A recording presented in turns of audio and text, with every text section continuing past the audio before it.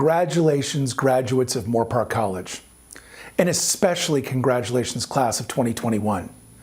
You've managed to excel and graduate with over half of your college career coming in the midst of what would have been unimaginable difficulties at any other time.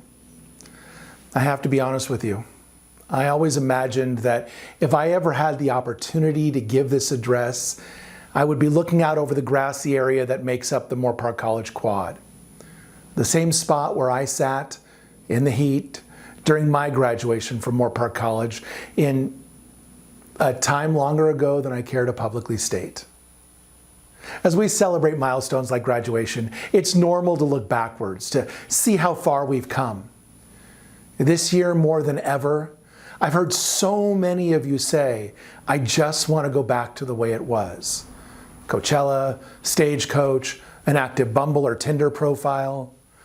But while we may long for some of those things, this year has also exposed many things that we don't want to go back to or continue.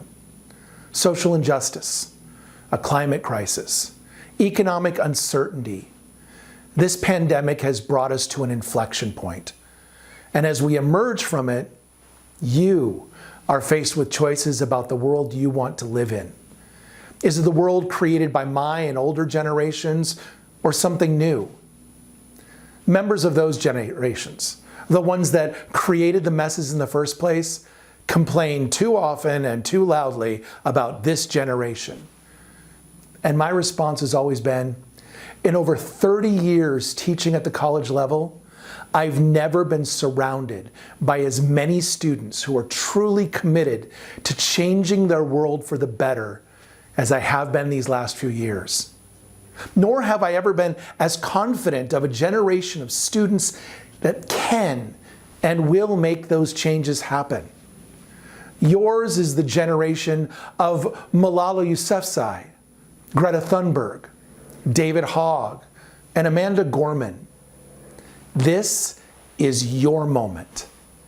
And you're asked that inevitable question that follows a graduation, what next? I want to leave you with a story that has stayed with me for a long time.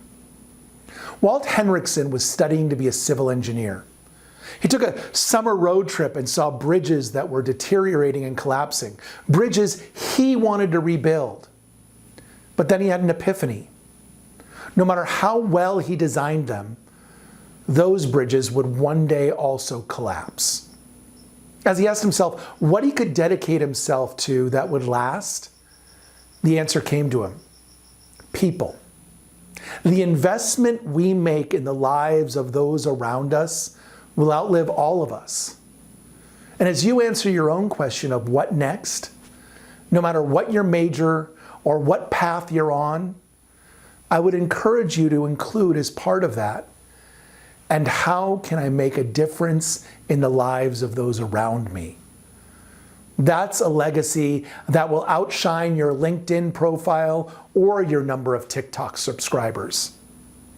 That, more than anything else you do, will be how people know you. Congratulations, graduates.